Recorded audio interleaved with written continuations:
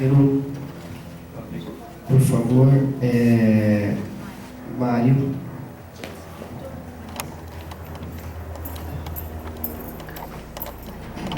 Então, primeiro, só para corrigir uma informação, a listagem dos processos foi enviada 25 de abril, ou seja, sexta-feira no fim do expediente.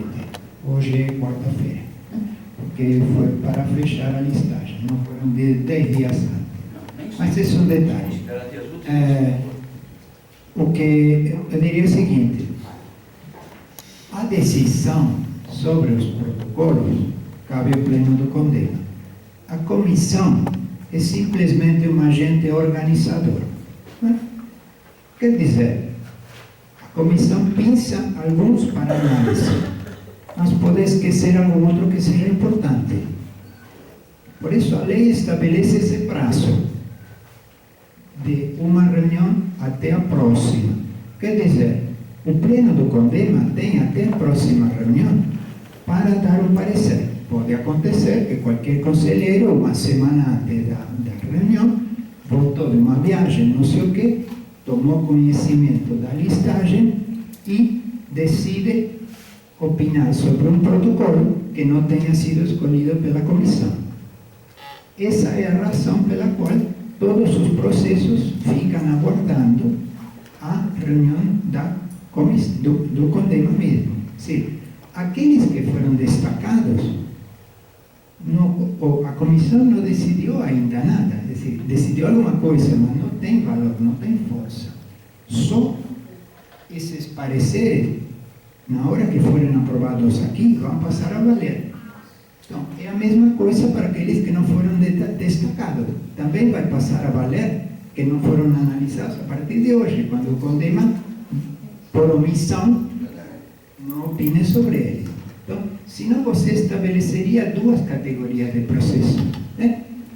Penalizaria aqueles que foram analisados e os outros livres. Então, eu acho que eu vou no mesmo sentido que eu vou, sem tanta análise jurídica, mas é a mesma coisa. Você se inscreveu?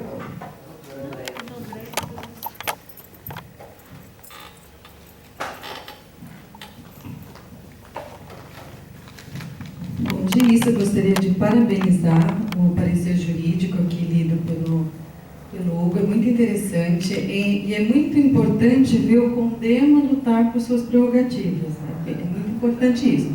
Mas eu gostaria de colocar alguns pontos aqui iniciais. Ponto número 1, e aqui eu peço a ajuda do Bourdignon. Não existe cidade que tenha mais participação da sociedade e do Conselho Municipal de Meio Ambiente do que Campinas. Nós enviamos a listagem de todos os processos de licenciamento ambiental para o CONDEMA. Se você for fazer um paralelo com o Estado, vocês vão verificar que nem todo o licenciamento do Estado passa pelo CONSEMA. Existe uma escala, né, uma escala de portes onde o Conselho é analisado. No município se escolhe a totalidade, então não existe categorias. A opção foi a ser mais ampla, mais democrática e participativa possível. Então, acho que é uma premissa interessante de também resgatar. Outra questão, a participação da sociedade nas ações governamentais, ela ainda está caminhando. Gestão participativa é algo relativamente novo. Não obstante a Constituição de 1988 preconize modos diretos de participação da sociedade na gestão pública, a gente sabe que nós estamos construindo a várias mãos, com erros e com acertos. No licenciamento ambiental, friso, isso é muito latente, principalmente na cidade de Campinas. Bom, agora a questão jurídica. E como fonte de direito, existem vários itens. A lei, o decreto, a legislação, os princípios, a doutrina, que são os escritos, como o Hugo acabou de ler aqui, proveniente de pessoas com muita experiência na área, e tem uma fonte de direito que é importante também, que são os costumes. Como é que normalmente um órgão se comporta, e normalmente esses costumes acabam até se transformando em lei. E nesse caso específico, havia um costume da Comissão de Análise de Território, quando o processo era levado a ele, lia, pinço tais processos, outros processos não têm necessidade, e encaminha novamente para o órgão ambiental dar continuidade. É um costume, é uma fonte de direito e tão legítima quanto. Era praxis, professor Mário. O conjunto da pasta ficava toda na gaveta, na secretaria, até o fim do mês. É o contrário. Eu gostaria que o Boni então me corrigisse, porque essa parte é de secretaria executiva. Só para conselheiro. Eu vou pedir, se você quiser novamente a palavra, mas vamos deixar a doutora terminar a explanação dela e a gente debate dentro da Então, o que era de costume, pelo menos é essa relação, enquanto eu estava diretora do departamento de licenciamento, era esse costume que se tinha na época do Carlão Quiminazo, que depois foi repassado para o Boni. O Boni praticou um novo costume que foi retratado. Bom, era o que estava se ocorrendo. Nós fomos informados administrativamente que ia se mudar e nós pleiteamos manter a mesma linha, porque o que acontece? De fato, nenhum conselheiro, além da Comissão de Análise de Território, acaba pensando algum processo para analisar. Poderia ser feito isso? Poderia ser feito isso. Poderíamos otorgar um prazo? Poderíamos, 30 dias, 20 dias, 10 dias. Pode-se estabelecer um rito. O pedido nosso do Poder Executivo é que havia uma praxis na Comissão de Análise de Território, subsidiada pela Secretaria de Executivo, e nós estamos pedindo que essa praxis continue. É basicamente isso. Houve uma alternância, talvez com essa nova visão jurídica, e eu estou aqui ofertando uma outra visão jurídica também, que é pautada nos costumes. Né? Não sei se o Boni quer complementar a minha fala, mas é basicamente isso. Rafael, por favor. Rafael.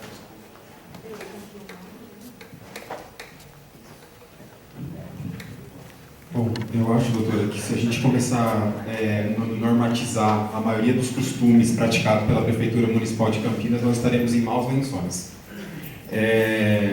Esse país ainda vive no Estado democrático de direito, doutora, e a legislação precisa ser cumprida.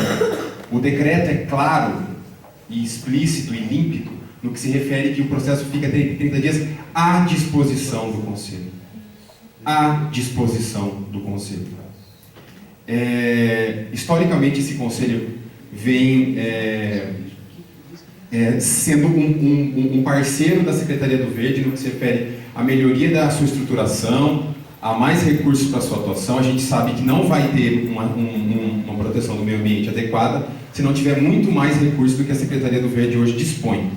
Agora, querer fazer acochambrados jurídicos para poder dar conta da ausência de estrutura que a Secretaria do Verde possui, me parece temerário, considerando o princípio da impessoalidade, que hoje tem algumas pessoas na Secretaria do Verde, amanhã podem ter outras, e aqui inclusive neste Conselho.